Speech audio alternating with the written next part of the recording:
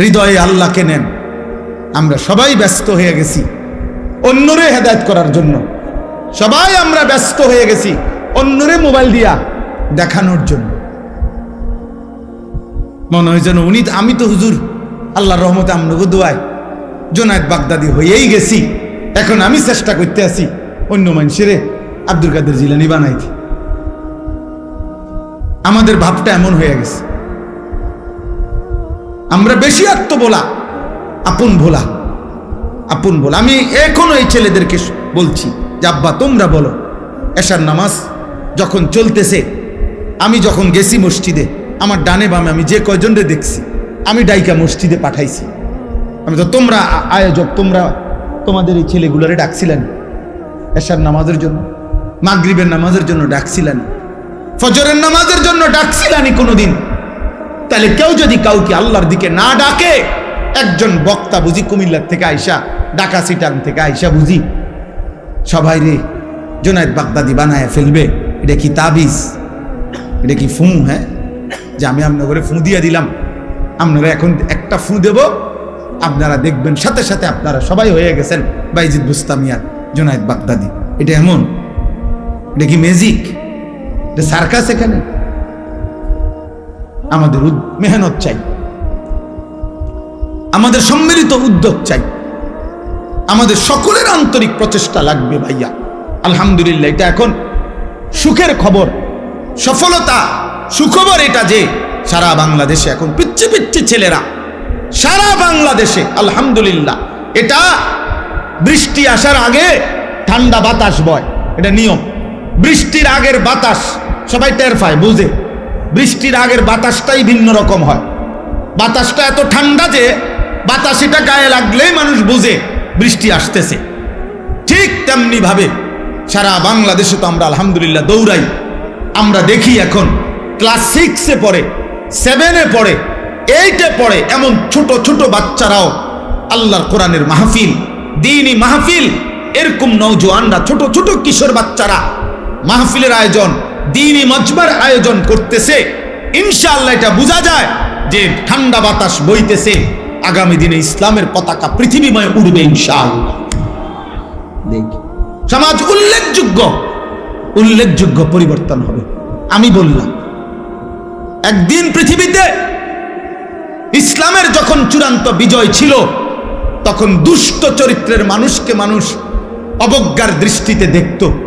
আজ যখন গুনার মাত্রা বেড়ে গেছে, তখন আপনাদের চোখে হুজুর আর মোল্লা এখন আপনাদের কাছে দুর্বল মনে হয়। কিন্তু একদিন ইনশাআল্লাহ মালিক যখন চাইবে অবস্থার পরিবর্তন হবে, তখন আমি বললাম প্রত্যেক সমাজে, মনে রাখো ছেলেরা, তোমরা যারা চরিত্রহীন, বেনামাজি, মদখোর, নেশাখোর, গাঁজাখোর, ফুট্টাখোর, বাবাখোর, ইয়াবাখোর, সুদখোর, হারামখোর, কিস্তিখোর, লোকে তোদেরকে দেখলে থুতু মারবে, থুতু মারবে, থুতু মারবে। মনে রাখো, লোকে তোদেরকে দেখলে থু দিবে, থুতু মারবে ইনশাআল্লাহ।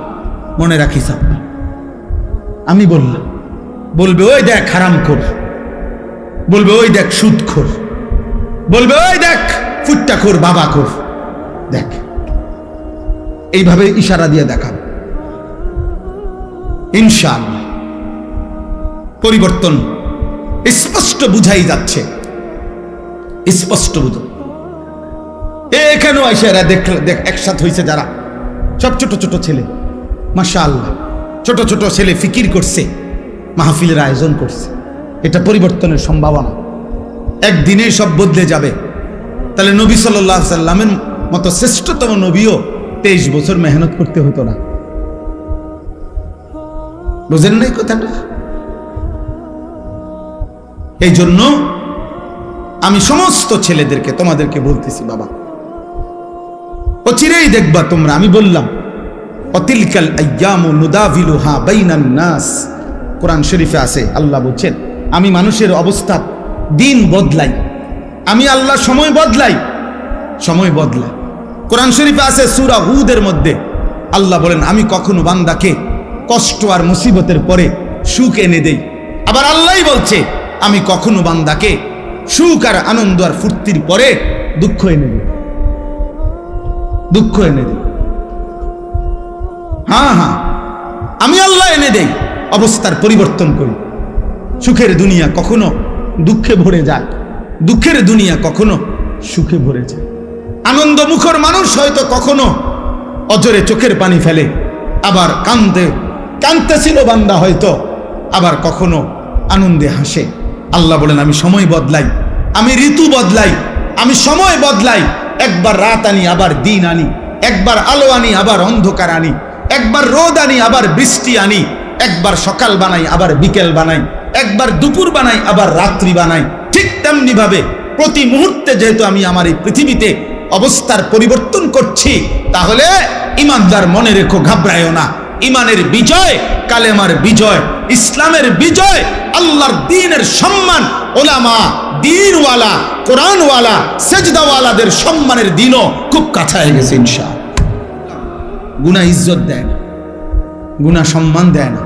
তোমরা যারা ইনসাফ যদি থাকে, বিবেক যদি থাকে, আব্বা একটা ছেলেকে বলি, তোমরা যারা নামাজ পড়ো না, আল্লাহর সাক্ষী রেখা যদি এখানে এসে দাঁড়ায়া বলো তোমার বিবেক কি বলে, এই সমাজের মানুষ তোমারে কি মনে করে?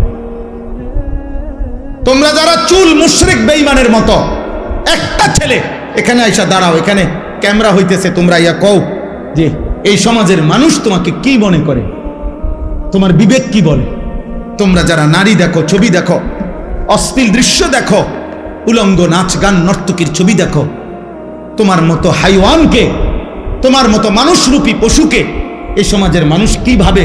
চলো এখন এখন ইয়া হোক, এখানে তো মানুষ আছে, তুমি জিজ্ঞাও আইও একজন যে ভাই আমি 5 ওয়াক্ত নামাজের একটা সেজদা আজকের দিনে দেই নাই, আপনাদের বিবেচনা কেমন আমারে মনে হয়? তো তুমি এসে দাঁড়ায় কও, যদি সুযোগ থাকতো, মুক্ত অনুমতি থাকতো, তো সবাই তোমার একটা একটা জুতা দিয়ে বাড়ি দিল। হয়তো এর দূর সাহস করবে না মানুষ, পারবে না হয়তো এর দূর হিম্মত করতে, কিন্তু বাস্তবতা হইল থুতু মারারই যোগ্য যে আমরা তো তোকে এতটা নাফরমান ভাবি নাই। তুমি বলো, চ্যালেঞ্জ করো, এখন আসো। আবার আমরা যারা নামাজ পড়ছি তো আমরাও বলি যে আমরা আজকে ফজর থেকে এশা পর্যন্ত খোদার কসম 5 ওয়াক্ত নামাজ মসজিদের জামাতে পড়ছি। আমি বললাম, তো এবার মানুষ তুমি জিজ্ঞাসা করো যে উনার ব্যাপারে আপনাদের মন্তব্য কি, আর যে নামাজ পড়ে নাই 5 ওয়াক্ত তার ব্যাপারে মানুষের মন্তব্য কি? মুক্ত মঞ্চে সবার সামনে দেখা যাক। কথা বুঝেন নাই? এখানে দেখা হোক। অতএব দোস্ত, এটাই কথা, ঈদ পরবর্তী কথা এটাই। কোরবানির ঈদ বলি আর রোজার ঈদ বলি, রমজান বলি আর হজ বলি, নামাজ বলি আর সেজদা বলি, সমস্ত ইবাদতের টার্গেট আমার জীবনে যেন তাকওয়া আসে। আমার জীবনে যেন কি আসে? তাকওয়া।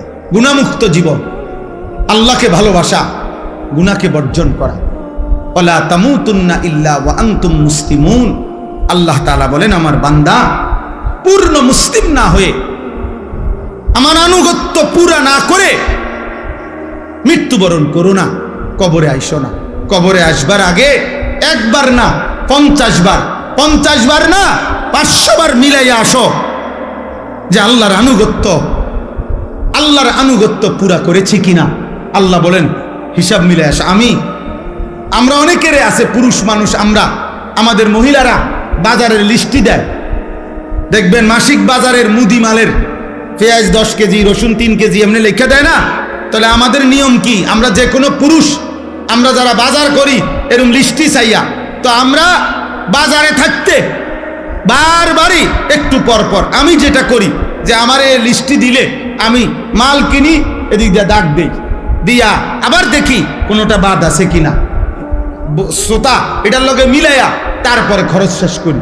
যেই দোকানদারে মালটা দেয়, যেই মুদি দোকানদার যার কাছে আমরা লেখাইছি, শ্রোতা লেখায়, মানে এটার মধ্যে ওইও যখন ওই বস্তার মধ্যে বইরা মালটা দেয়, সবটি মাইপটা সারলে ওই এটার লগে মিলাই কিনা বলেন, এমনি কোনা দিয়ে দেয়, দাগ দেয় না, দাগ দিয়ে দিয়া হয়ে বস্তার মধ্যে মালটা বুঝাই দিয়া, এই যে মাল 13টা, এখানে দিছি 13টা, হুজুর এত দাম নেন।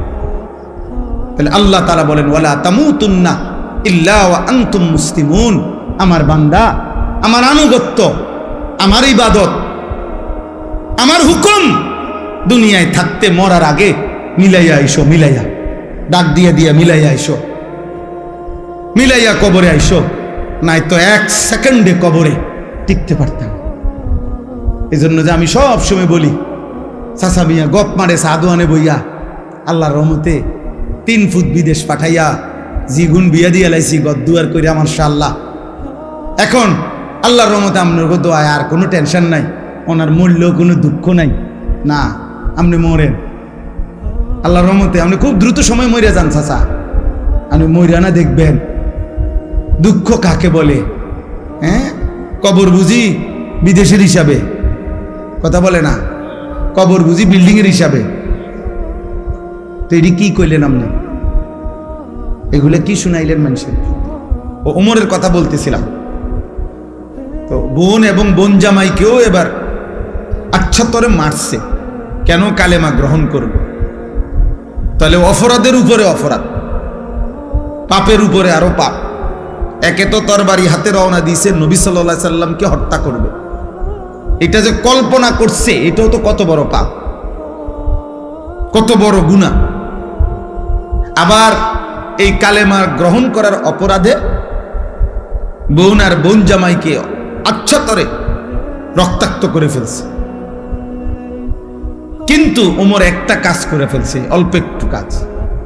সেটা হলো যখন রাগ থামছে, মারতে মারতে বল ফিরে গেছে, তখন ওমর রাদিয়াল্লাহু তাআলা আনহু ওনার বোনকে, বোন জামাইকে বলছে একটা কথা, যে তোমরা কি পড়তেছিলা সে শোনাও। আমি যখন ঢুকতেছি তখন শুনতেছিলাম তোমরা কি যেন পড়তেছিলা, এগুলা কি পড়তেছিলা ওটা কও। এ আরশে আজিমের মালিক আল্লাহ তাআলা বলে, বান্দা ওমর, এটুকু আগ্রহ দেখাইছ আমার কোরআন শুনবার জন্য, যা হেদায়েত দিয়ে দিল। সুবহানাল্লাহ।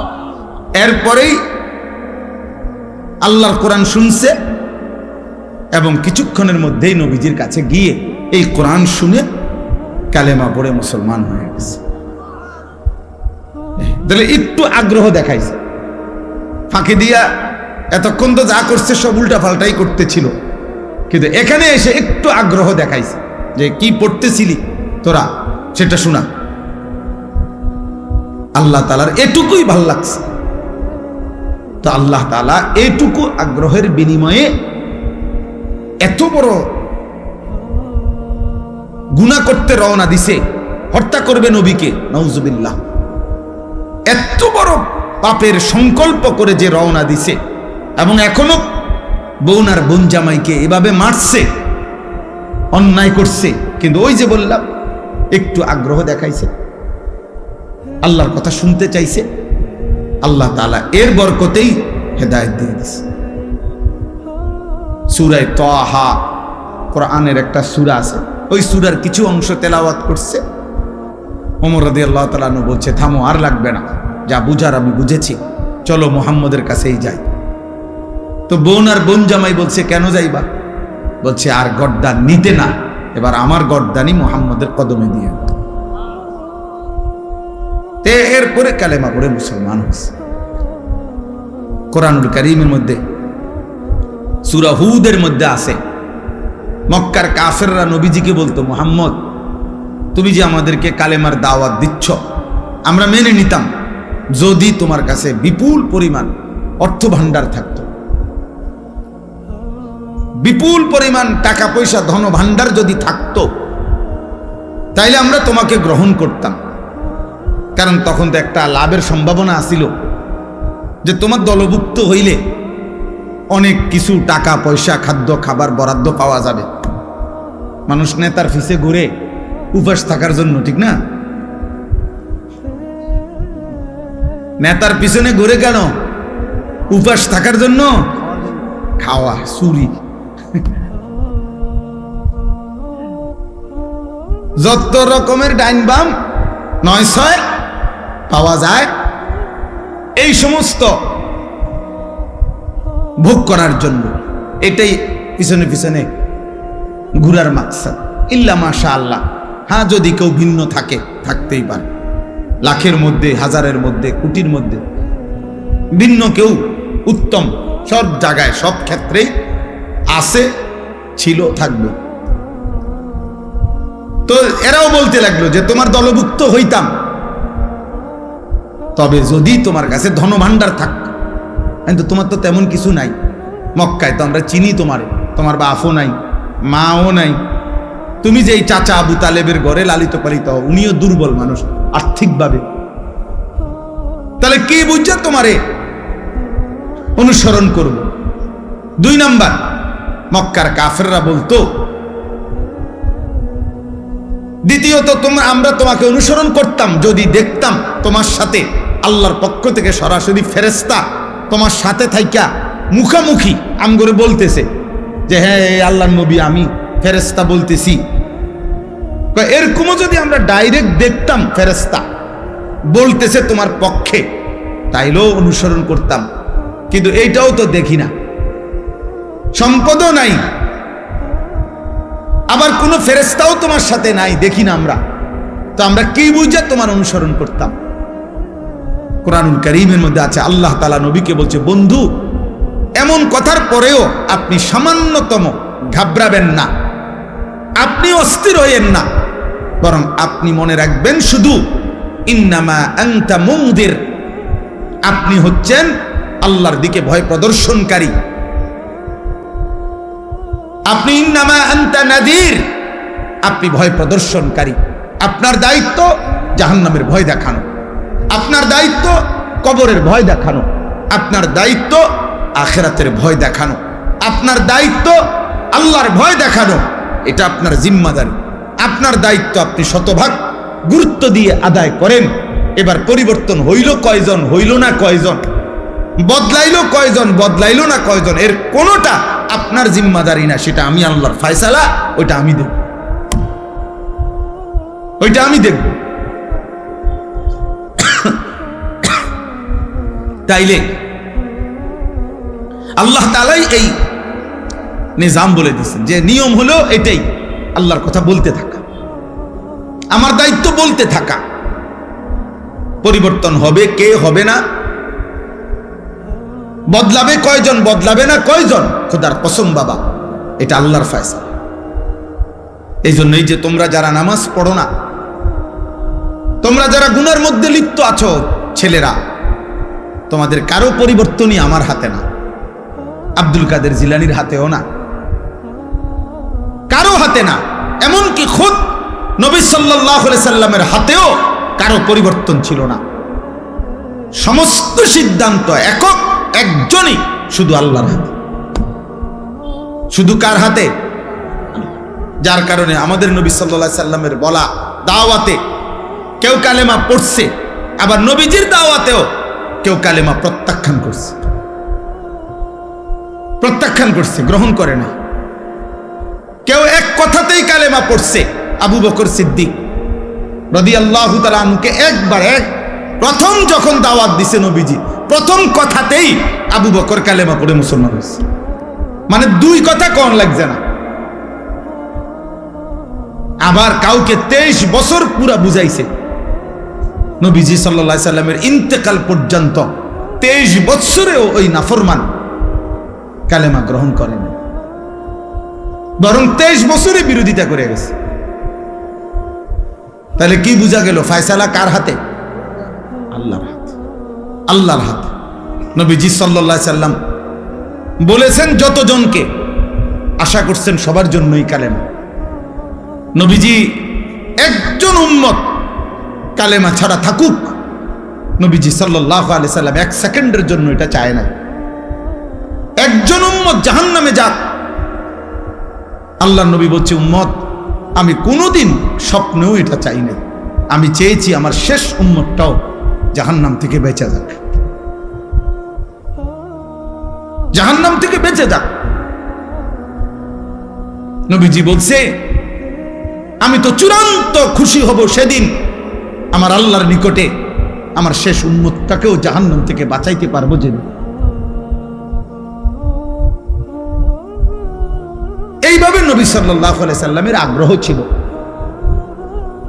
ফালাআল্লাকা বাখিউন নাফসাকা আলা আথারিহিম, ভাইয়া না বসলে ফায়দা হবে না, এই দাঁড়াইয়া থাইকা লাভ হইতো না আর কি। বলে নিলাম আর আপনি বুঝতেন না। দাঁড়াইয়া ওয়াজ কলিজায় ঢোকে না, তামসা সাউন্ড যায় শুধু, আর যাইবার সময় চটফুটি খাইয়া যাবেন গাড়ি।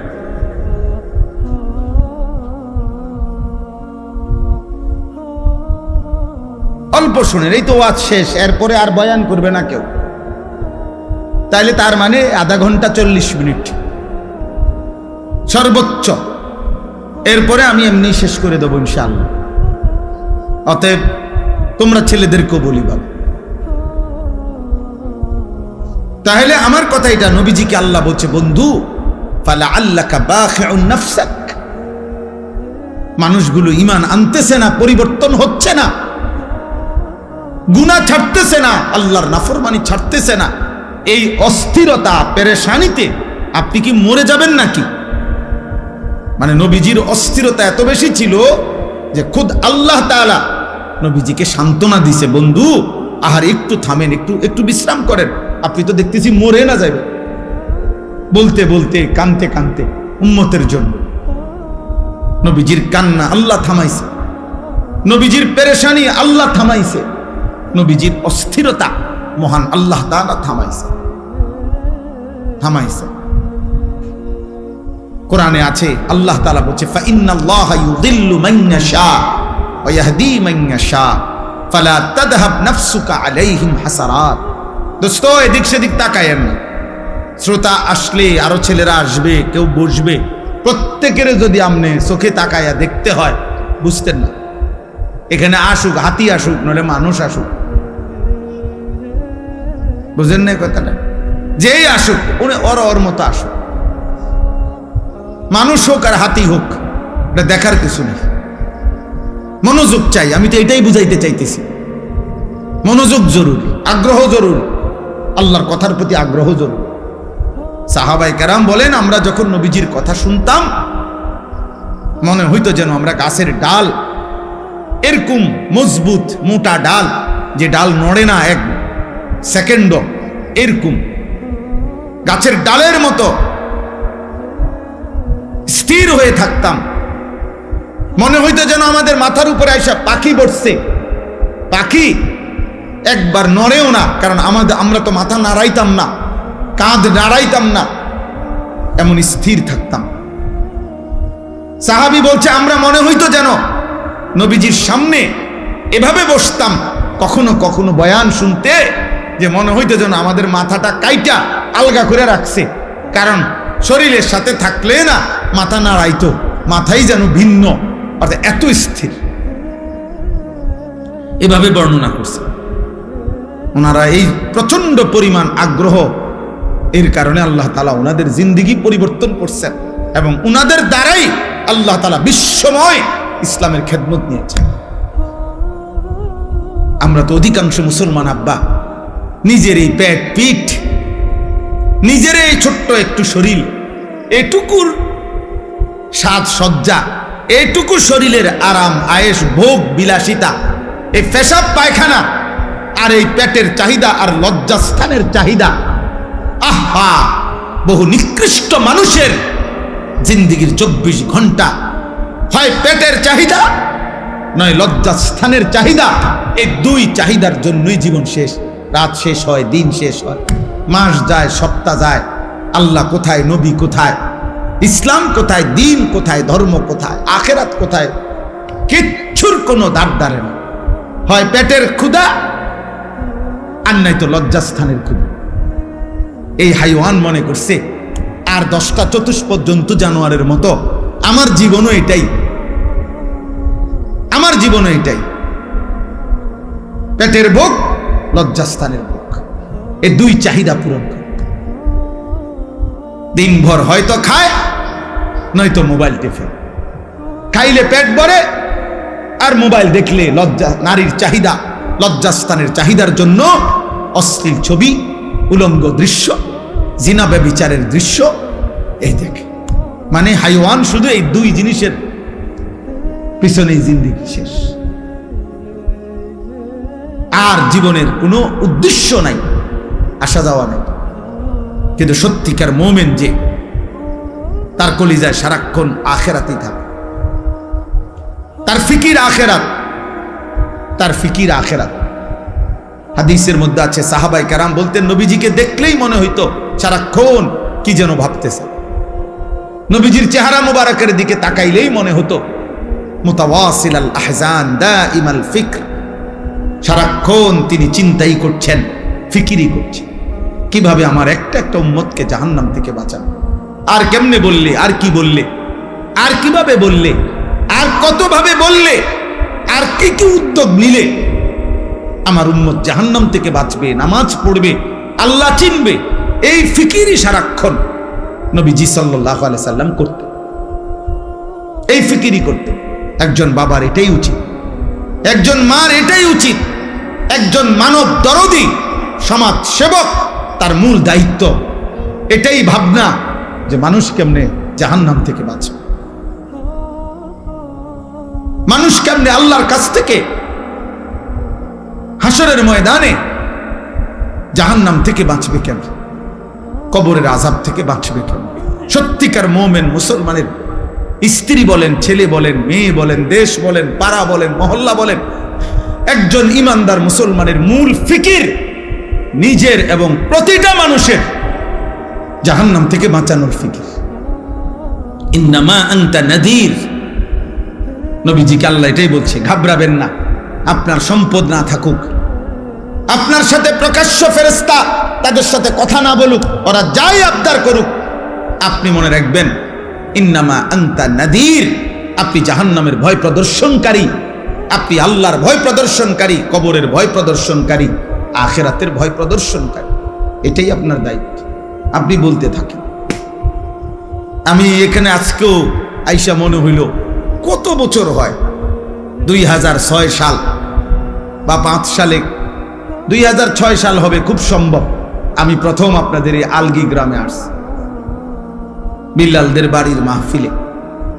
তাইলে আজকে 2026 সাল, বরাবর 20 বছর, বরাবর 20 বছর। এই 20 বছরের ভিতরে খুব কম বছর বাদ গেছে আমি আসছি না, কমপক্ষে 2-3 বছর মনে হয় না এরকম গ্যাপ গেছে, মনে হয় না। টানা এ কোনো না কোনো পারপাসে, এখানে হোক আর ওই পাড়া হোক আর এই পাড়া হোক, ছেলেরা করুক আর বুড়ারা করুক, হুজুররা করুক আর জওয়ানরা করুক, কোনো না কোনো মাহফিলে আসা যাওয়া ছিল। তাহলে 20 বছর পরেও আজও ওই একই বক্তব্য, একই কথা, যে হুজুর মাদকের বেড়ে গেছে, জুয়া বেড়ে গেছে, অশ্লীলতা বেড়ে গেছে, নেশা বেড়ে গেছে। তার মানে প্রতিনিয়ত এই পাপ, গুনাহ, এই অশ্লীলতা, এই বেহায়াপনা। কারণ আমরা অল্প কয়েকজন মানুষ হয়তো ভাবি মানুষকে গুনাহ থেকে ফিরাবার, আর সংখ্যাগরিষ্ঠ একটি জাতির, একটি দেশের, একটি রাষ্ট্রের, একটি সমাজের সংখ্যাগরিষ্ঠ মানুষ চায় অশ্লীলতা আরো বেড়ে যাক, অসভ্যতা বেড়ে যাক। তাহলে এত বিপুল মানুষ যদি নাফরমানি ছড়িয়ে দেয়, 1-2 মিলে কদ্দুর ঠেকাবে? একটা সাগরের ঢেউ তো 2-4 টুকরি মাটি দিয়ে ঠেকানো যায় না। একটা নদীর ঢেউ তো আব্বা 2-4 টুকরি মাটি দিয়া বাদ দেওয়া যায় না, বাদ দেওয়া যায় না। কক্সবাজারের উত্তাল ঢেউ বঙ্গোপসাগরের, এটা আমরা মাটি কাইটা বেড়া দিলে, বাদ দিলে তো আটকাবে না।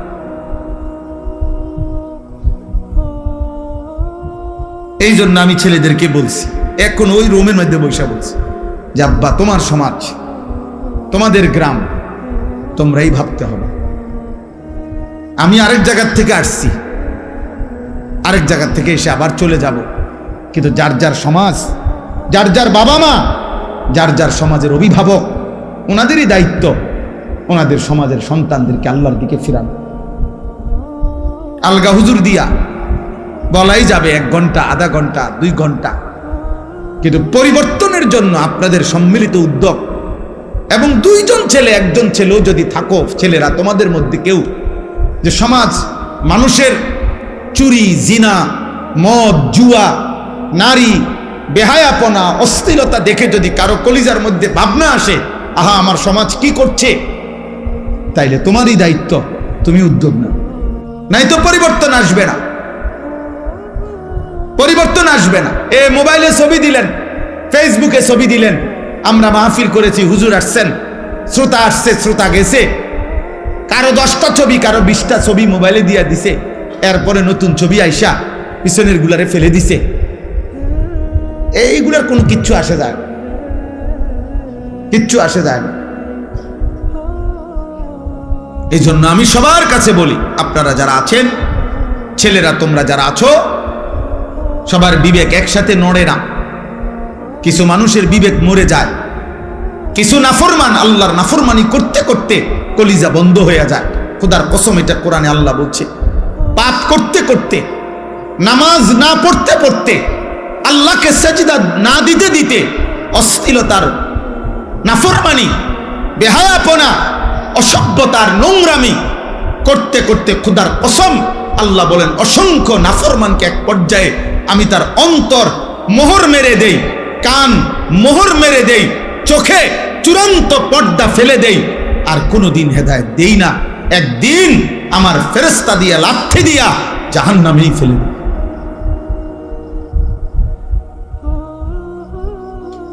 হ্যাঁ, খাতামা আলা সামঈহি ওয়া কলবিহি ওয়া জাআলা আলা বাসারিহি গিশাওয়া। গুনাহ এর জন্য লম্বা করতে নাই, পাপকে দীর্ঘ করতে নাই।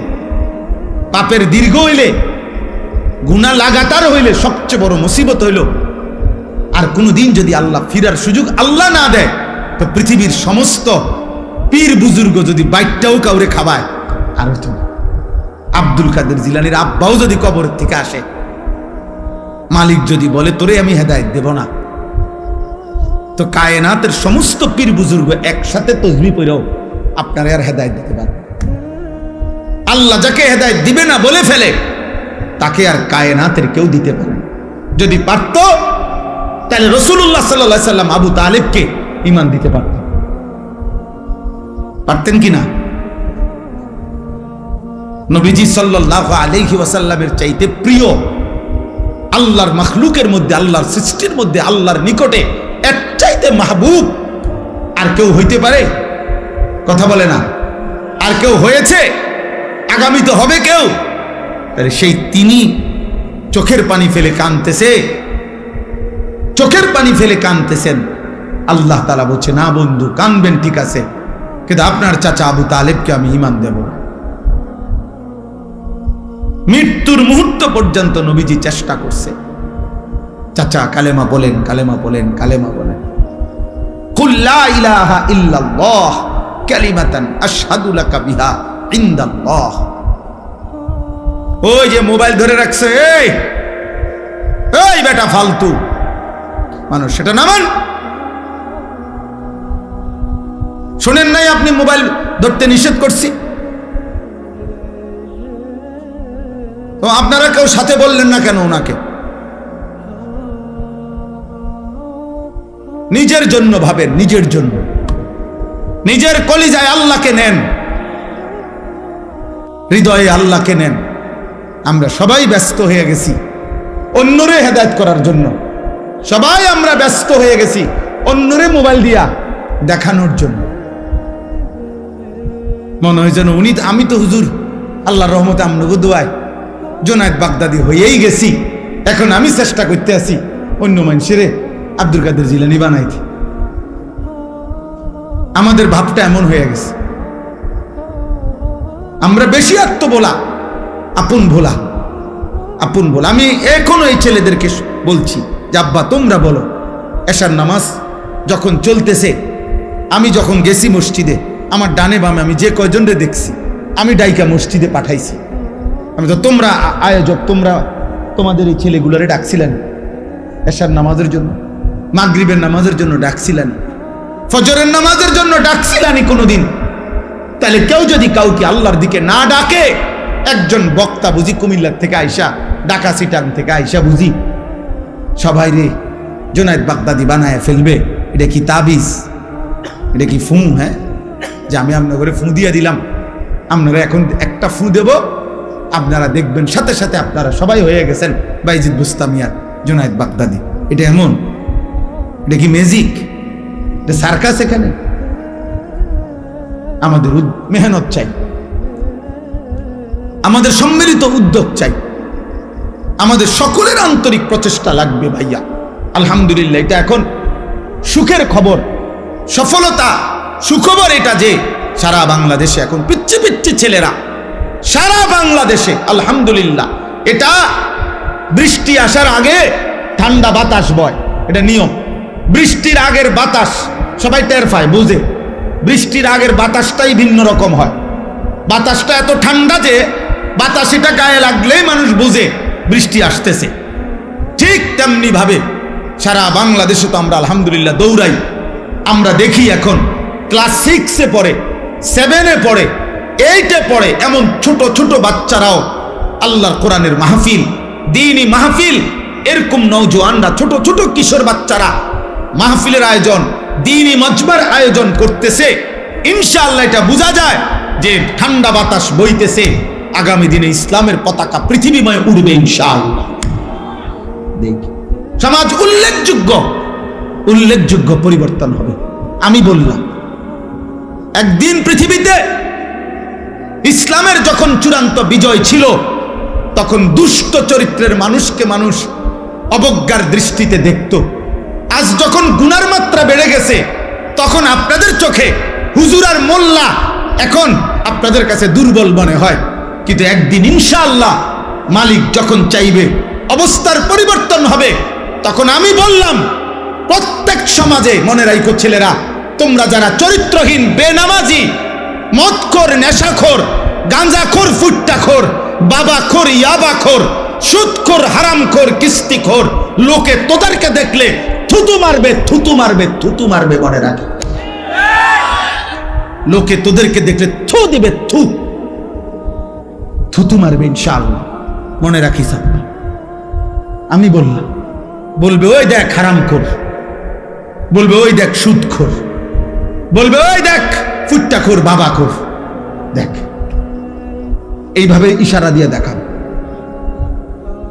ইনশাআল্লাহ পরিবর্তন স্পষ্ট বুঝাই যাচ্ছে, স্পষ্ট বুঝো। এখানেও এসে এরা দেখ একসাথে হয়েছে যারা, সব ছোট ছোট ছেলে, মাশাআল্লাহ, ছোট ছোট ছেলে ফিকির করছে, মাহফিলের আয়োজন করছে। এটা পরিবর্তনের সম্ভাবনা, একদিনে সব বদলে যাবে। তাহলে নবী সাল্লাল্লাহু আলাইহি সাল্লামের মতো শ্রেষ্ঠতম নবীও 23 বছর মেহনত করতে হতো না। বুঝেন নাই কথাটা? এই জন্য আমি সমস্ত ছেলেদেরকে, তোমাদেরকে বলতেছি, বাবা অচিরেই দেখবা তোমরা। আমি বললাম অতিলকাল আইয়ামু নুদাভিলুহা বাইনান নাস, কোরআন শরীফে আছে, আল্লাহ বলছেন আমি মানুষের অবস্থা দিন বদলাই, আমি আল্লাহ সময় বদলাই, সময় বদলাই। কোরআন শরীফে আছে সূরা হুদের মধ্যে আল্লাহ বলেন আমি কখনো বান্দাকে কষ্ট আর মুসিবতের পরে সুখ এনে দেই।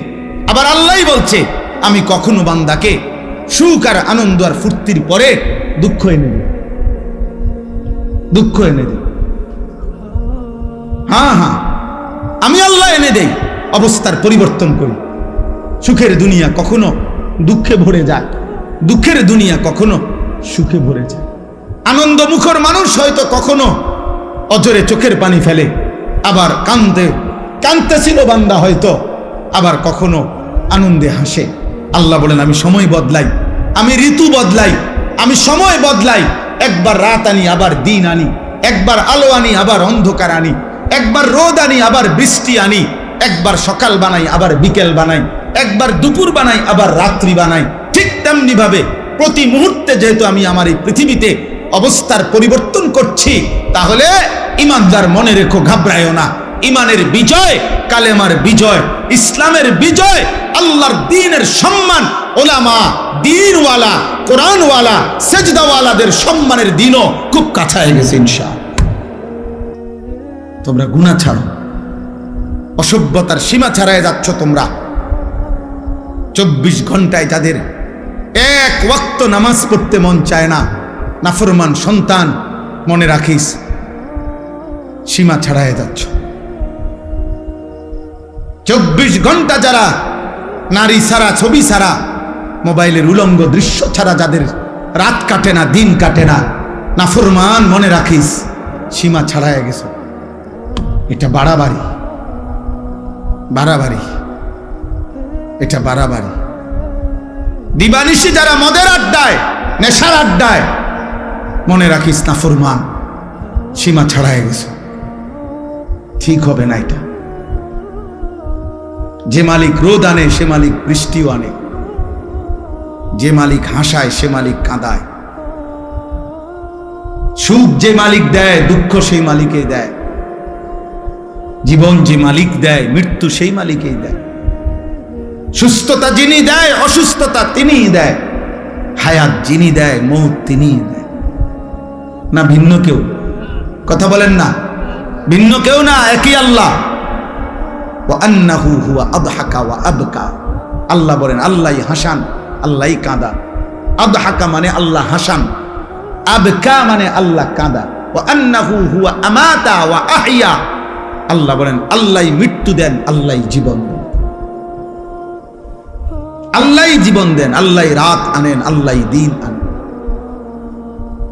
আল্লাহই আনেন। প্রতি সেকেন্ড আল্লাহই বদলায়, প্রতি মুহূর্ত সময়ের প্রত্যেকটা সেকেন্ড বদলায় কে? কথা বলেন না, কে বদলায়? রাত, এই যে এখন রাত, কে আনলেন? আগামীকালকের ভোর আনবে একমাত্র কে? তিনি যদি রাত ধরে রাখে কারো ক্ষমতা নাই, আলো আনবে। তিনি যদি আলো ধরে রাখে কারো ক্ষমতা নাই, অন্ধকার আনবে। বলো ভাই, আফসোসের বিষয়, আফসোসের বিষয়। আব্বা এশার নামাজের টাইম হইছে, এই সময়ও যে ছেলেগুলো এখানে দাঁড়াইয়া ছিল, এমন অসভ্য বেয়াদব কেমনে হইল আব্বা? মুসলমানের ঘরে এত বড় বেয়াদব সন্তান কেমনে হইল? বাবার অপমান তুমি, মায়ের অপমান। নামাজ চলতেছিল, এখন ওয়াজ শুনতে আসছো। কি ওয়াজ শুনবো আব্বা? ওয়াজ মানে তো ফুটবল খেলা না, ওয়াজ মানে তো নাটক আর সিনেমা না, ওয়াজ মানে তো আখিরাতের কথা, ওয়াজ মানে তো নামাজের কথা, ওয়াজ মানে তো কবরের কথা, ওয়াজ মানে তো নসিহত, ওয়াজ মানে তো গুনাহ ছাড়ার কথা, ওয়াজ মানে তো তাকওয়ার কথা, আল্লাহকে ভয় করার কথা। আল্লাহ আমাদেরকে বুঝ দান করে, আল্লাহ আমাদেরকে ফিকির দান করে। তোমরা একটা একটা ছেলের কাছে আমানত, কেউ একজনই বুঝো, কিন্তু এটা মনে রেখো, গুনাহ ইজ্জত দেয় না। নারী, ছবি, মদ, জুয়া, জিনা, ব্যভিচার ঈমান থেকে বিচ্ছিন্ন করে দেয়। আমি হাদিস বলি, আল্লাহ নবী সাল্লাল্লাহু আলাইহি ওয়াসাল্লাম বলেন, যে ব্যক্তি জিনা করে, নারীর সাথে কোনো হারাম কাজ করে, খোদার কসম এই এক পাপ। আর হলো অশারিবাল খামরা, যে নেশা করে, মদ খায়, গাঁজা খায়, বাবা খায়, ফুট্টা খায়, ফেন্সিডিল খায়, ইয়াবা খায়, এমন নিকৃষ্ট নাফরমান, খোদার কসম আল্লাহ নবী বলছে, বেবিচারী আর নেশাখোর, এই দুই নাফরমানের কলজাত থেকে ওই পাপ অবস্থায় আল্লাহ তাআলা ঈমান খুলে রাখা দেন। এই কোরআন ধরে বললাম, এই কোরআন হাতে ধরে বললাম, আল্লাহ তার কলিজার হৃদয় থেকে ঈমান বের করে ফেলে। আল্লাহ বলে, নেশাখোর ঈমানটা দিয়ে যা, যা, আমার ঈমান আমি রেখে দিলাম, এবার বেঈমান যা, তুই যা। আল্লাহ বলে, চরিত্রহীন লম্পট, নারীর সাথে গুনাহ করবি, ঠিক আছে যা, আমার ঈমান আমারে দিয়া যা, আমি ঈমান রেখে দিলাম, কালিমা রেখে দিলাম, এবার যা। কি সাংঘাতিক কথা!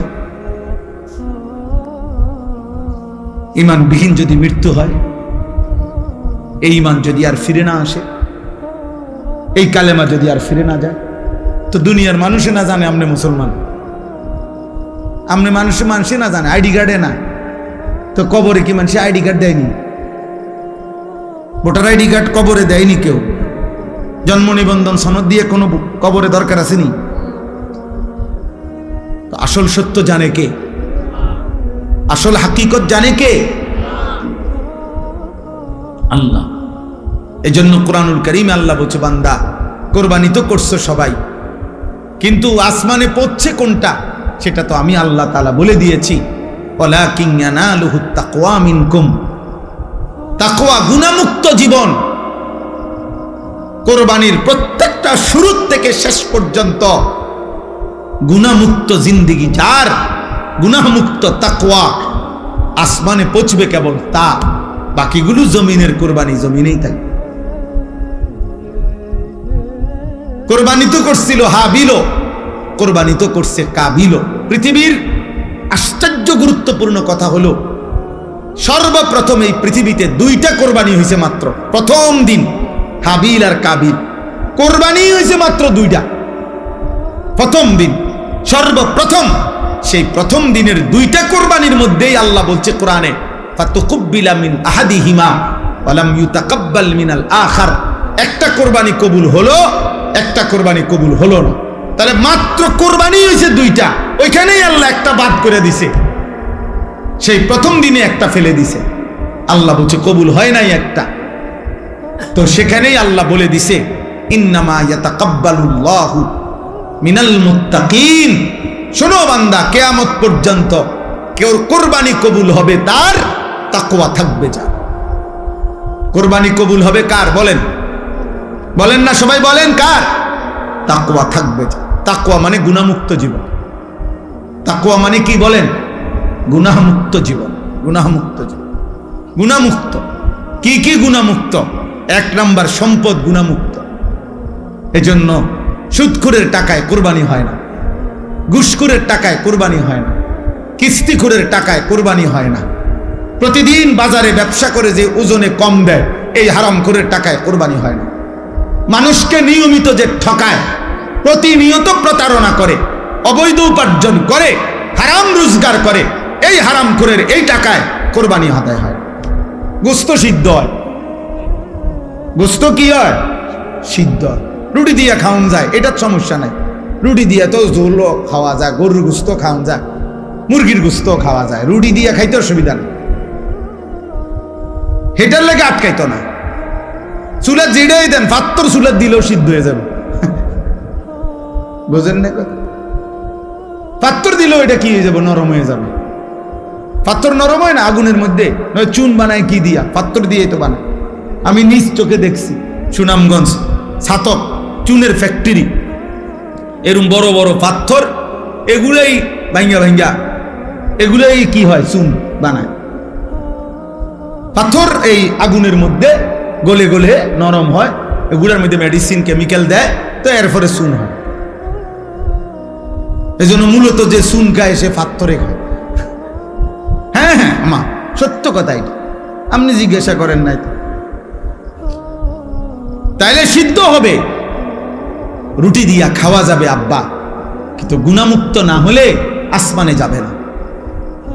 ইন্নামা ইয়াতাকাব্বালুল্লাহু মিনাল মুত্তাকিন। নিশ্চয়ই আল্লাহ কোরবানি কবুল করবে তার, তাকওয়া থাকবে যার। সমস্ত আমলের মধ্যে এই কথাটাই আজকে পড়ছি, সমস্ত ইবাদতের মধ্যে এক মুসলমান, খোদার কসম, এক মুসলমানের জিন্দেগির সবকিছুতে মনে রাখতে হবে তাকওয়া হলো তার প্রথম প্রধান তার নজর। আমি মুসলমান, আমার ওযু, গোসল, নামাজ, রোজা, হজ, যাকাত, ঈদ, কুরবানি, জিকির, তেলাওয়াত, দান, সাদাকা, আমার ঘর, আমার সংসার, আমার বউ, আমার ছেলে মেয়ে, আমার বাজার, আমার ব্যবসা, আমার প্রবাস জীবন, আমার দেশের জীবন, আমার চাকরি, আমার রাজনীতি, আমার সংসার, যা করছি, মুসলমান যদি পরিচয় থাকে তাকে খেয়াল রাখতে হবে গুনাহ যেন না হয়, গুনাহ যেন না হয়, গুনাহ যেন না হয়, গুনাহ যেন না হয়। তাকওয়া, এরই নাম তাকওয়া। তাকওয়া শুধু কুরবানিতে না, তাকওয়া নামাজেও, তাকওয়া রোজাতেও, তাকওয়া হজ্জেও, তাকওয়া জিকিরেও, তাকওয়া তেলাওয়াতেও, তাকওয়া কোরআনুল কারীমের তেলাওয়াতেও, তাকওয়া দান সাদকাতেও, তাকওয়া রাজনীতিতেও, তাকওয়া সংসারেও, তাকওয়া স্বামী স্ত্রীর মেলামেশাতেও, তাকওয়া ছেলেপেলের ক্ষেত্রেও, তাকওয়া উপার্জনের সব ক্ষেত্রে, সর্বত্র। যুবক বলো, কিশোর বলো, নারী বলো, পুরুষ বলো, আমি হুজুর, আপনারা পাবলিক, পাবলিক বলেন আর হুজুর বলেন, অলি বলেন আর মুরিদ বলেন, যাই বলেন, মুসলমান মাত্রই জরুরি তাকওয়া, তাকওয়া, তাকওয়া, গুনাহমুক্ত থাকা। আমিও আপনিও, আমিও কি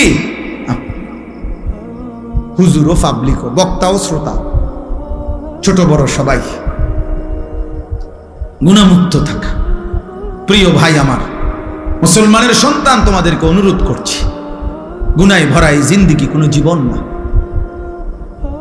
এটা কোনো জীবন না রে আব্বা।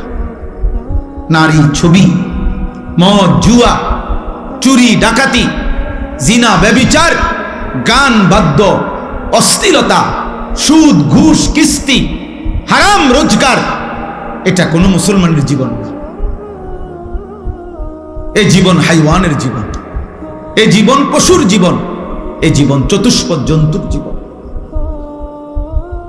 হ্যাঁ হ্যাঁ, রাগ করলো এটাই কথা, অভিমান করলো এটাই কথা, এটাই সত্য। আল্লাহ কোরআনুল কারীমের মধ্যে বলছে, যে মানুষের অন্তর আমি আল্লাহকে নিয়ে ভাবে না, যে মানুষের কান আমি আল্লাহর কথা শুনে না, যে মানুষের চোখ আমার আয়াত দেখে না, খোদার কসম আল্লাহ বলছে উলাইকা কাল আনআম, এই মানুষগুলো জানোয়ারের মতো। কিসের মতো বলেন না? আল্লাহ কোরআনে বলছে। আপনি কার সাথে রাগ করবেন? আজকে আমি হাদিস পড়ছি বিকালবেলা বাসায়, আশ্চর্য কথা শুনেন। একটা ছোট্ট বিষয়, আপনি এটারে আপনার কাছে মনে হবে একটা ছোট্ট বিষয়। নামাজি ব্যক্তির সামনে যে সূত্রা দেয়, এটা বুঝেননি আপনারা? মানে নামাজি ব্যক্তির সামনে দিয়ে যাতে কেউ না যায়, কথা বুঝছেন কিনা? এই সামনে একটা ছোট কাঠি কিছু একটা দেয় না মানুষ, এই সূত্রা, এই যে এটা কয় সূত্রা কয় আরবিতে, মানে নামাজি ব্যক্তির সামনে কমপক্ষে সেজদার জায়গাটুকু পার করে একটা কিছু থাকা, যাতে করে এই নামাজির এই সামনে কোনো মুসলমান যাতে কি না যায়। তো নবীজি বলছেন, যদি কোনো ব্যক্তি জানতো যে নামাজি ব্যক্তির সামনে দিয়ে অতিক্রম করা কি পরিমাণ গুনাহ, যদি এটা বুঝতো, তাইলে প্রয়োজনে 40 বছর টানা দাঁড়াইয়া থাকতো। এক হাদিস। আরেক হাদিসে আবু হুরায়রার হাদিস হলো যে নবীজি বলছেন, তাহলে সে প্রয়োজনে মিআতু আমিন, 100 বছর হইল দাঁড়াইয়া থাকতো, তবু অতিক্রম করতো না। এটা হলো একটা কথা। হাদিসের দ্বিতীয় অংশ আরো মারাত্মক। এই সামান্য এই বিষয়টা যে নামাজি ব্যক্তির সামনে দিয়ে যেন অতিক্রম না করে, নবীজি বলেন, তোমাদের নামাজের সামনে যদি কেউ অতিক্রম করতে চায়, তোমরা তাকে হাত দিয়ে প্রয়োজনে বাধা দাও। যদি বাধা না মানে, তাহলে তুমি তোমার শক্তি প্রয়োগ করো, মানে হাত জোর করে ধরে রাখো, যেন কোনোভাবে তোমার হাত ধাক্কাইয়া সে যাইতে না পারে। নবীজি বলেন এরপরে শব্দ, ফাইন্নামা হুয়া শাইতানুন, শাইতানুন, খোদার কসম নবী বলে, এর সামনে দিয়ে যে লোকটা চলে যাইতেছে নিশ্চয়ই সে শয়তান। কারে বলছে? এ মানুষ এটারে বলছে এটা শয়তান। কত ছোট্ট বিষয়, বিষয়টা সামান্য কিনা, কিন্তু নবীজি বলছে এটা শয়তান। নামাজি ব্যক্তির সামনে দিয়ে গেল কেন? তাইলে যে রাসূল সাল্লাল্লাহু আলাইহি সাল্লাম নামাজি ব্যক্তির সামনে অতিক্রমকারী ব্যক্তিটাকে আর কোনো পাপ নাই, শুধু বেড়া দিয়ে গেছে, আর এই কথা বোঝেন না? কি চুরি করছে এনে, এরে নবীজি বলছে এটা শয়তান। এখন বাকি নাফরমান যারা নাফরমানি করছে, তাদের পরিচয় কি?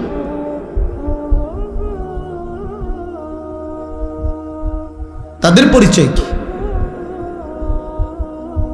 নাউজুবিল্লাহ।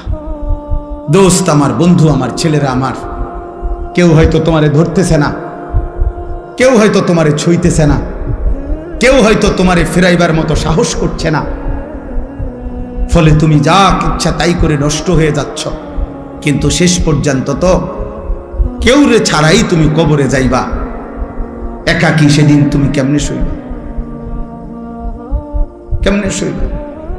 এই জন্য আজকে এটাই আমার বক্তব্য। আমি কোরআনুল কারীমের যে আয়াতটা পড়ছি, সূরা আলে ইমরানের 4 নম্বর পারা 3 নম্বর সূরা, 102 নম্বর আয়াত আল্লাহ তাআলা বলছেন, হে ঈমানদারগণ, ইত্তাকুল্লাহা হাক্কা তুকাতিহ, তোমার সবটুকু সাধ্য দিয়ে, তোমার সবটুকু সামর্থ্য দিয়ে ঈমানদার মুমিন আল্লাহকে ভয় করো, তাকওয়া অবলম্বন করো, গুনাহ থেকে বাঁচো, গুনাহ থেকে বাঁচো, গুনাহ থেকে বাঁচো, গুনাহ থেকে বাঁচো। সবটুকু সামর্থ্য দিয়ে তুমি যুদ্ধ করো, তুমি প্রাণপণ লড়াই করো, তুমি সর্বোচ্চ হিম্মত করো যে আল্লাহ, আমি বেঁচে থাকতে জেনে বুঝে আমি আপনার নাফরমানি করব। আল্লাহ বলছে, বান্দা এটা তোমার কাছে আমার চাওয়া, কারণ তুমি মুমিন। ইয়া আইয়ুহাল্লাযীনা আমানু, তুমি মুসলমান। তুমি হিন্দু হইলে আমি বলতাম না, তুমি ইহুদির বাচ্চা হইলে তোমার আমি বলতাম না, তুমি খ্রিস্টান হইলে আমি বলতাম না, তুমি বৌদ্ধ হইলে আমি বলতাম না, তুমি যদি বলতা তুমি মুরতাদ, নাস্তিক, বেঈমান, আল্লাহ বলে তাইলে আমি তোমারে বলতাম না, কিন্তু তুমি বলছো তুমি মুসলমান, এই জন্য তোমাকে বলছি। এখন আমরা যারা এখানে দাঁড়াইয়া বসে আছি, আমরা নিজেকে মুসলমান বলি তো? কথা বলে না? ছেলেরা বলো না তোমরা মুসলমান? সবাই বলো তো। তোমাদেরকে আল্লাহ বলছে, ইত্তাকুল্লাহা হাক্কা তুকাতিহ, আল্লাহকে ভয় করো। আল্লাহকে ভয় করা মানেই হলো গুনাহ ছেড়ে দাও। আল্লাহকে ভয় করার প্রথম তর্জমা গুনাহ বর্জন করো। এই জন্যই তো বলছে আল্লাহ, যদি গুনাহই ছাড়তে না পারো বান্দা, তা আমার ঈমান আমারে দিয়া দাও, লাগবে না, যাও। তোমার মতো 2-4 জন নষ্ট মানুষ ঈমানদার না হইলেও আমার আখিরাতে অসুবিধা হবে না, আমার জান্নাতেও লোকের ঘাটতি হবে না। এই জন্য নবীজি বলছে যে মদখোরের কলিজার থেকে, নেশাখোরের কলিজার থেকে আল্লাহ ঈমান রাইখা দেয়, যা দিয়া যা। জিনা ব্যভিচার করে যে নারীর সাথে, হারাম প্রেম, হারাম সম্পর্ক, অশ্লীলতা যে করে, আল্লাহ তার হৃদয় থেকে ঈমান রেখে দেয়, যা আমার ঈমান আমারে দিয়া যা, যা যা বেঈমান, এবার যা বাইর।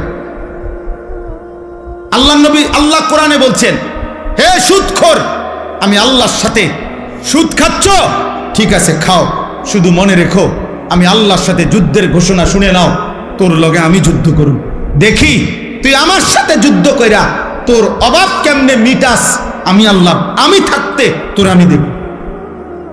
খোদার কসম, এটা কোরআনের আয়াত।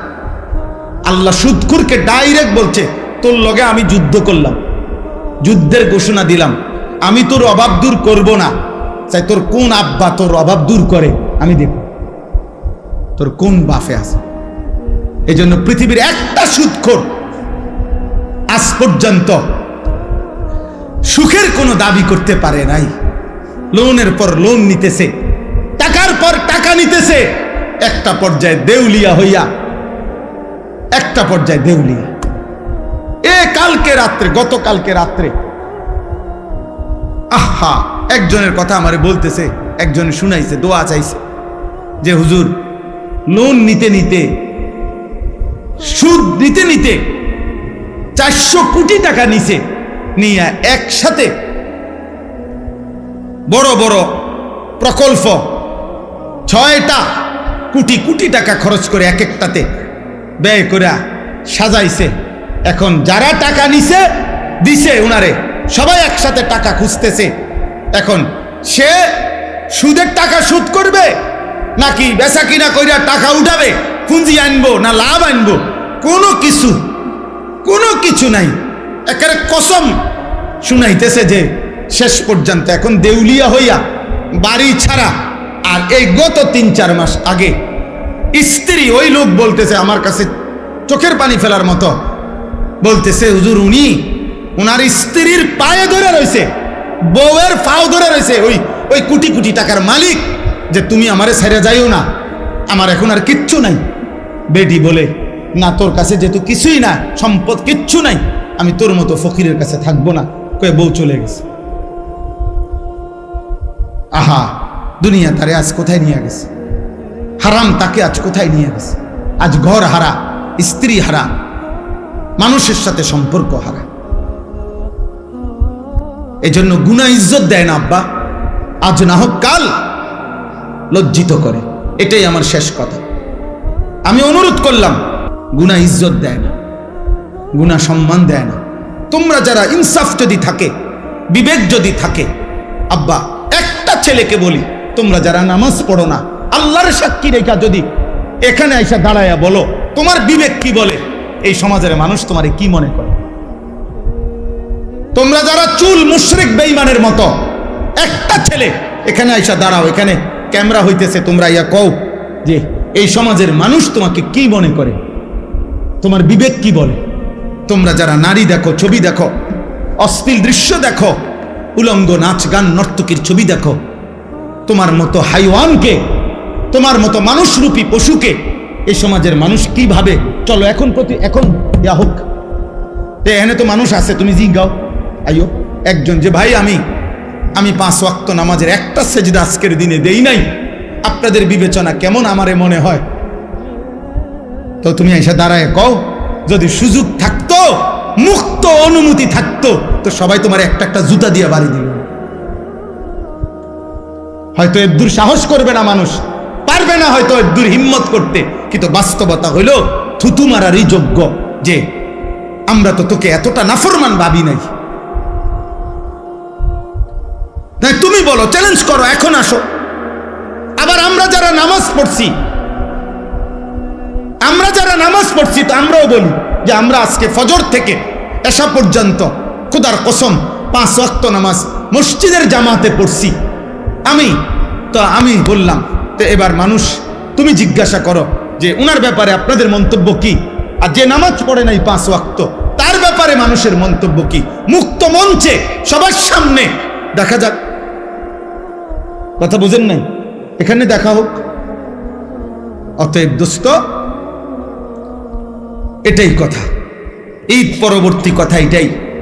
কোরবানির ঈদ বলি আর রোজার ঈদ বলি, রমজান বলি আর হজ বলি, নামাজ বলি আর সেজদা বলি, সমস্ত ইবাদতের টার্গেট আমার জীবনে যেন তাকওয়া আসে। আমার জীবনে যেন কি আসে? তাকওয়া। গুনাহমুক্ত জীবন, আল্লাহকে ভালোবাসা, গুনাহকে বর্জন করা। ওয়ালা তামুতুন্না ইল্লা ওয়া আনতুম মুসলিমুন। আল্লাহ তাআলা বলেন, আমার বান্দা পূর্ণ মুসলিম না হয়ে, আমার আনুগত্য পুরা না করে মৃত্যুবরণ করো না, কবরে আইসো না। কবরে আসবার আগে একবার না 50 বার, 50 বার না 500 বার মিলাইয়া আসো যে আল্লাহর আনুগত্য পুরা করেছি কিনা। আল্লাহ বলেন হিসাব মিলে আসো। আমরা অনেকেরে আছে, পুরুষ মানুষ আমরা, আমাদের মহিলারা বাজারের লিস্টি দেয়, দেখবেন মাসিক বাজারের মুদি মালের পেঁয়াজ 10 কেজি, রসুন 3 কেজি এমনি লেখা দেয় না? তাহলে আমাদের নিয়ম কি? আমরা যে কোনো পুরুষ, আমরা যারা বাজার করি এরকম লিস্টি চাইয়া, তো আমরা বাজারে থাকতে বারবারই একটু পর পর আমি যেটা করি যে আমার এই লিস্টি দিলে আমি মাল কিনি, এদিক দিয়ে দাগ দেই, দিয়া আবার দেখি কোনোটা বাদ আছে কিনা, শ্রোতা এটার লগে মিলাইয়া তারপরে খরচ শেষ করি।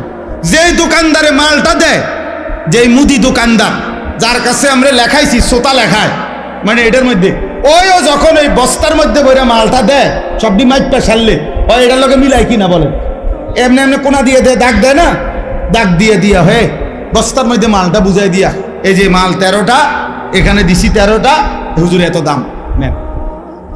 তাহলে আল্লাহ তাআলা বলেন, ওয়ালা তামুতুন্না ইল্লা ওয়া আনতুম মুসলিমুন।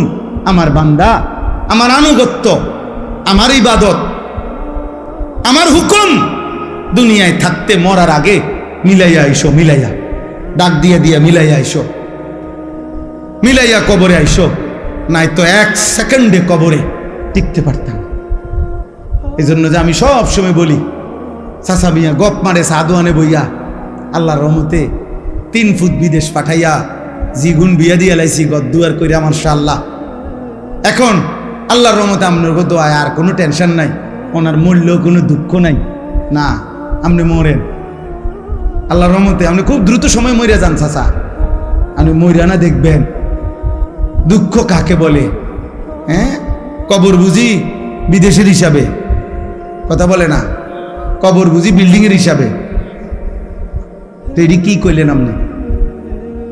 এগুলো কি শুনাইলেন মানুষের? আখেরাতের কথা কি দিয়ে বুঝাইলেন? বিল্ডিং দিয়া। নাউজুবিল্লাহ। আল্লাহ আমাদেরকে হেফাজত করেন, আল্লাহ আমাদের সবাইকে কবুল করেন। আজকের এই আলগি নওজোয়ান, এই ছোট্ট ছোট্ট কিশোর ছেলেগুলো যারা এই মাহফিলটা সাজিয়েছে, আল্লাহ আমাদের সবাইকে কবুল করে নেন। আল্লাহ পাক তাদেরকে উত্তম বিনিময় দান করেন। ছেলেরা মদের আড্ডা, জুয়ার আড্ডা, নারীর আড্ডা, জিনার আড্ডা, ব্যভিচারের আড্ডা ছেড়ে দাও। জীবনটা সুন্দর করো, জীবনটা সুন্দর করো। আল্লাহ আমাদের সবাইকে কবুল করে নেন। এই মাদ্রাসা আল্লাহ তাআলা কবুল করে নেন।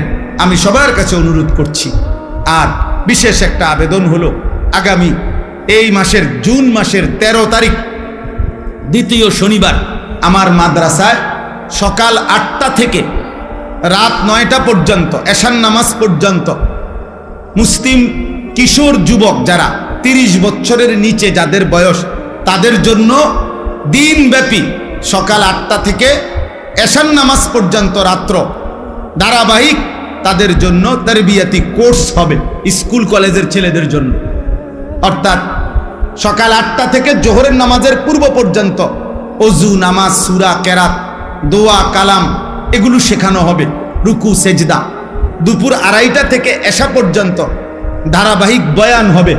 আমরাও ইনশাআল্লাহ হায়াতে বাঁচলে আমরাও ছেলেদের চরিত্র গঠনমূলক বয়ান করব। আমার শায়েখ আল্লামা মুফতি মুশতাকুন নবী কাসিমি হুজুর বয়ান করবেন, এবং মাগরিবের পরে আমাদের পরম শ্রদ্ধেয় আল্লামা মুফতি আরিফ বিন হাবিব তিনি বয়ান করবেন। এজন্য এখানে ছেলেপেলে যারা আছেন, যাদেরই সুযোগ হয়, আগামী 13ই জুন রোজ শনিবার সকাল 8টা থেকে রাত এশা পর্যন্ত 30 বছরের নিচে যাদের বয়স, এমন মাদ্রাসা ছাত্র না, স্কুল, কলেজ, ইউনিভার্সিটি অথবা পড়ালেখা করে না, এমনি ঘুরে গাড়ে দিন রাত বইয়ে মোবাইল টিপে আকামলা, এরকম আকামলা গেলেও সমস্যা নাই। বুঝেন নাই কথাটা? যে এরকম হোক, ও মানুষ হইলেই হয়েছে, তুই যাও, অসুবিধা নাই। দিন শিখবা, আল্লাহ চিনবা, আখেরাতের কথা শুনবা। আমি দাওয়াত দিলাম, শুধু যাওয়া আসার গাড়ি ভাড়া আপনাদের, আর ওইখানে যাওয়ার পরে নাস্তা, দুপুরের খানা, রাত্রের খানা সব আমাদের দায়িত্বে। আল্লাহর দয়ায় ইনশাআল্লাহ আল্লাহর বান্দারা অনেক আগেও অনেক ভাইরা দেয়, এই আয়োজনগুলো করলে অনেকেই সহযোগিতা করে, অনেক ভাই। তো ইনশাআল্লাহ এরকম অন্যকে কেউ সহযোগিতা করবে আল্লাহর দয়ায়, আমরা মেহমানদারি করাবো ইনশাআল্লাহ। কমপক্ষে 1000 বাচ্চা, 1000 কিশোর যুবক একসাথে আয়োজন, আমাদের ফিকির, আশা বেশি হোক কম হোক কোনো অসুবিধা নাই। এখানেও অংশগ্রহণ করার মতো লোক আছে ওই মজমায়। সুযোগ থাকলে, কারো মন চাইলে যে হুজুর এত ছেলে দিন শিখবে, আল্লাহর কথা শুনবে, আপনাদেরও মন চাইলে আপনারা শরীক হইতে পারবেন। আমাদের মাদ্রাসা 115.5 শতক জায়গা কিনছি আমরা, 115.5 শতক জায়গা, প্রায় 2,67 লাখ টাকা জায়গার দাম। আলহামদুলিল্লাহ আমাদের আশা মুসলিম শিশু, কিশোর, যুবক, নওজোয়ান, স্কুল কলেজের ওদের জন্য আমরা একটা পৃথক মাদ্রাসা চালু করতে চাচ্ছি, যেখানে সারা বছর মুসলমানের সন্তান দিন শিখবে, জেনারেল লাইনের, যে যেটুকু সময় অতটুকু, যার সময় যতক্ষণ দিন শিখবে ততক্ষণ, যে আসবে যখন দিন শিখবে তখন। এরকম আশা নিয়ে আমরা ওইখানে একটা পৃথক মাদ্রাসা চালু করতে চাচ্ছি। আমাদের স্বাভাবিক মাদ্রাসা যেটা আছে ওইটাও আলহামদুলিল্লাহ ভালো চলতেছে। এখনো প্রায় 534 জন ছাত্র আমাদের মাদ্রাসায় আছে, এরা মাদ্রাসায় পড়ে। আর এই স্কুল কলেজ জেনারেল ছেলেদের জন্য আমরা পৃথক মাদ্রাসার কার্যক্রম করতেছি। আপনাদের কাছে দোয়া চাই, সহযোগিতা চাই। আমাদের সেই মাদ্রাসার জমিতে এক নামাজের মুসল্লা জায়নামাজ পরিমাণ মাটির দাম 4200 টাকা। সারা বাংলাদেশ থেকে অসংখ্য আল্লাহর বান্দা এই 4200 টাকা শরিক হয়েছে। আমরা একটা হ্যান্ডবিল কাগজ দেই, এই কাগজের মধ্যে বিকাশ নাম্বার আছে, অ্যাকাউন্ট নাম্বার আছে। 4200 টাকার ওই আবেদনটা আমাদের ওই কাগজটার মধ্যে আছে। আপনারা এই কাগজটা নিয়েন। কারো সুযোগ থাকলে ছেলেরা, বাবারা, ভাইরা আমাদের মাদ্রাসার এই জমিতে কমপক্ষে 4200 টাকা দিলে এক নামাজের মুসল্লা পরিমাণ জমির মূল্য শোধ করলেন, আপনি সদকায়ে জারিয়ার সওয়াব যতদিন সেটা চলবে আপনি পাইতে থাকবেন ইনশাআল্লাহ। আলহামদুলিল্লাহ আমরা ওই দিন হিসাব করছি, কোরবানির বন্ধের সময় প্রায় 1,78,00,000 টাকা এই পর্যন্ত আল্লাহর বান্দারা দান করছে এবং মানুষের এই দানে এই টাকা পরিশোধ হয়েছে। আলহামদুলিল্লাহ। এই জন্য আপনাদের কাছেও দিলাম, যদি কারো সুযোগ হয় আপনারা অংশগ্রহণ করবেন। আল্লাহ তাআলা আপনাদেরকে তৌফিক দেন, কবুল করেন। আলগি গ্রামে আমাদের এই আসা যাওয়া আল্লাহ তাআলা তার সন্তুষ্টির জন্য কবুল করেন। আলহামদুলিল্লাহ রাব্বিল আলামিন। আল্লাহুম্মা আনতাস সালাম ওয়া মিনকাস সালাম, তাবারাকতা ইয়া দাল জালালি ওয়াল ইকরাম, ইয়া আরহামার রাহিমিন, ইয়া আরহামার রাহিমিন, ইয়া আরহামার রাহিমিন। রব্বানা যালামনা আনফুসানা ওয়া ইল্লাম তাগফির লানা ওয়া তারহামনা লানাকুনান্না মিনাল খাসিরিন। রব্বানা আতিনা ফিদ দুনিয়া হাসানাহ ওয়া ফিল আখিরাতি হাসানাহ ওয়া কিনা আযাবান নার। রব্বিরহামহুমা কামা রব্বায়ানি সগীরা। রব্বানা হাব লানা মিন আজওয়াজিনা ওয়া যুররিয়াতিনা কুররাতা আ'য়ুন ওয়াজআলনা লিল মুত্তাকিনা ইমামা।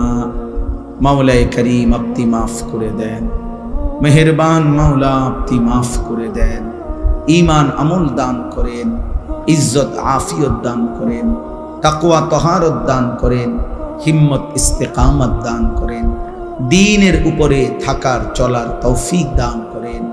আল্লাহ, কলিজায় আপনার ভালোবাসা দান করেন, মদিনার বন্ধুর ভালোবাসা দান করেন, সেজদাওয়ালা কপাল বানিয়ে দেন, কাঁদনেওয়ালা চোখ বানিয়ে দেন, জিকিরওয়ালা জবান বানিয়ে দেন, মহব্বতওয়ালা দিল বানিয়ে দেন, সুন্নাতওয়ালা জীবন বানিয়ে দেন, তাকওয়ার জীবন দিয়ে দেন, গুনাহমুক্ত জিন্দেগি দিয়ে দেন। গুনাহের প্রতি ঘৃণা দান করেন, জাহান্নামের ভয় দান করেন, কবরের ভয় দান করেন, আখিরাতের ভয় দান করেন। মাওলা, আপনার ভয় দান করেন, আপনার ভালোবাসা দান করেন। আল্লাহ, আমাদের সমস্ত কবরবাসীদেরকে মাফ করে দেন, কিয়ামত পর্যন্ত কবরের আযাব মাফ করে দেন, কবরগুলোকে জান্নাতের টুকরা বানিয়ে দেন।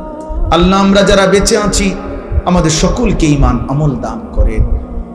আল্লাহ, এই নওজোয়ান কিশোর ছেলেগুলো মুসলমানের সন্তান মাওলা, বাবা মা বড় স্বপ্ন নিয়ে আদর করছে মাওলা। আল্লাহ, ছেলেগুলোকে নামাজি বানিয়ে দেন, নামাজি বানিয়ে দেন, নামাজি বানিয়ে দেন, চরিত্রবান বানিয়ে দেন। মোবাইল নারীর আসক্তি থেকে হেফাজত করেন আল্লাহ, মদ নেশা জুয়া থেকে হেফাজত করেন, গান বাদ্য অশ্লীলতা বেহায়াপনা থেকে হেফাজত করেন। আল্লাহ, মুসলমানের সন্তানকে বাঁচান রে মাওলা,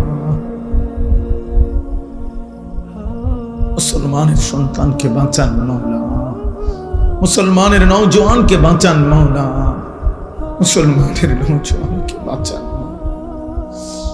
আল্লাহ, আমাদের লক্ষ লক্ষ সন্তান ভুল পথে চলে যাচ্ছে মাওলা, আপনি ফিরায়া দেন, আপনি ফিরায়া দেন। ওমরকে আপনি ফিরায়া দিছেন আল্লাহ, এই ছেলেগুলোকে আপনি ফিরিয়ে দেন। বাবা চাচাদেরকে দ্বীন দান করেন, উলামায়ে কেরামকে হায়াত দারাজ করেন, উম্মতের ফিকির দান করেন। আল্লাহ, এই আলগি গ্রামের এই যুব সংগঠন, আল্লাহ, এই ছোট্ট বাচ্চাদের এই ফিকির, এই মেহনত, এই ভালোবাসা, এই আন্তরিকতা আপনি কবুল করে নেন। আগামী দিনেও তাদেরকে আরো সুন্দর মাহফিলের ইন্তজাম করার তৌফিক দান করেন। আল্লাহ, আমাদের সবাইকে ঈমান আমলের জীবন দান করেন। মা বোনদেরকে পর্দা পুশিদা দান করেন, মা ফাতেমা রাবেয়া বসরিয়ার মতো বানিয়ে দেন। আল্লাহ, এই নুরানি মাদ্রাসা আপনি কবুল করে নেন। আল্লাহ, গ্রামবাসীর সন্তানদেরকে দ্বীন শেখানোর তৌফিক দান করেন। রব্বিরহামহুমা কামা রব্বায়ানি সগীরা। সুবহানা রাব্বিকা রাব্বিল ইজ্জাতি আম্মা ইয়াসিফুন ওয়া সালামুন আলাল মুরসালিন আলহামদুলিল্লাহ। দয়া করে মুসাফা করার জন্য ধাক্কাধাক্কি করা যাবে না, নিশ্চিত মোবাইল হারায়া যাবে। দাহু লা শারীকা লাহ ওয়া নাশহাদু আন্না সাইয়্যিদানা ওয়া হাবিবানা ওয়া মাওলানা মুহাম্মাদান আবদুহু ওয়া রাসূলুহু। আম্মা বা'দ। فأعوذ بالله من الشيطان الرجيم بسم الله الرحمن الرحيم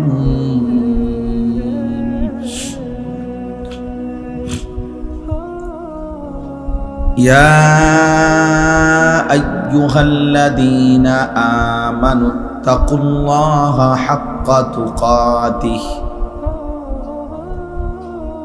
اتقوا الله حق تقاته ولا تموتن إلا وأنتم مسلمون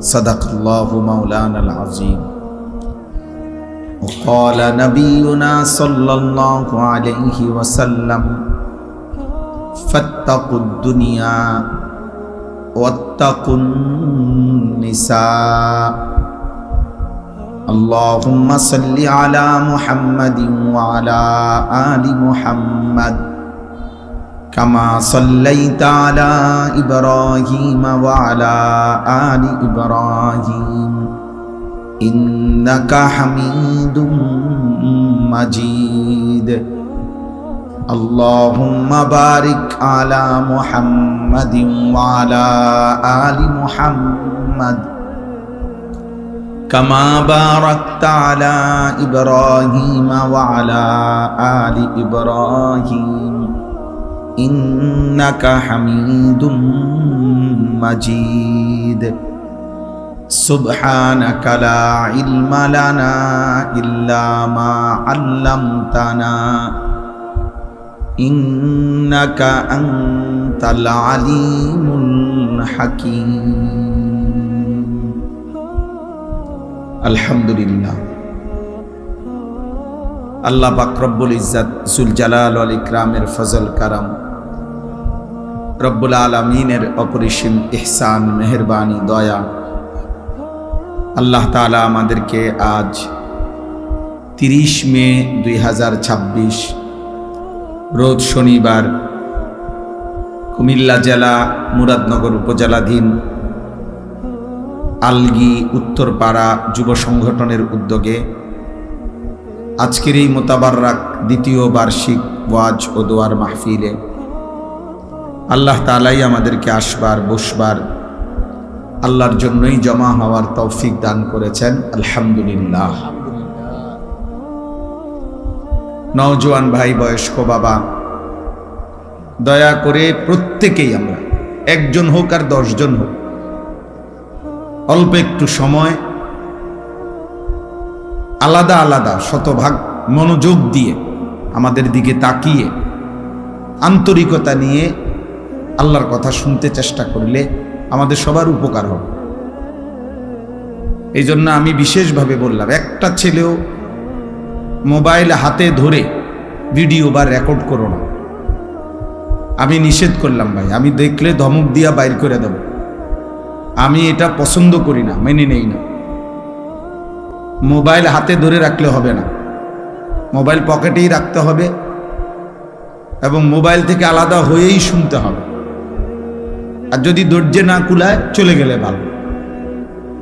বাইরে, এই সীমানার বাইরে গিয়া রাস্তায়, আশেপাশে, কোনাকানিতে, যে কোনো অলি গলিতে কত ফালতু মানুষ মোবাইল টিপতেছে, তাদের সাথে মিশে গেলেই ভালো। এজন্য দয়া করে প্যান্ডেলের ভিতরে, এইটুকু জায়গার ভিতরে চোখের সামনে কমপক্ষে একজনও ছেলেরা ভাই মোবাইল টিপো না। জিন্দেগির কিছুটা সময় প্রত্যেকের উচিত আল্লাহর কথা মনোযোগ দিয়ে শোনা। আল্লাহর কথার প্রতি যদি কারো আগ্রহ থাকে, আল্লাহ তার কানে এবং দিলে আল্লাহ পৌঁছায় দেয়, মানে আল্লাহ তারে বুঝ দিয়ে দেয়। আগ্রহ থাকতে হয়, আগ্রহ থাকতে হয়। কোরআনুল কারীমের মধ্যে আছে, আল্লাহ তাআলা বলেন, ওয়ালাউ আলিমাল্লাহু ফীহিম খায়রান লাআসমাআহুম। আমার বান্দার মধ্যে যদি আমি ভালাই দেখতাম, কল্যাণ দেখতাম। এই ছেলে, এই সরো, সরো, যাও বেটা, এসে ফাজলামি করত।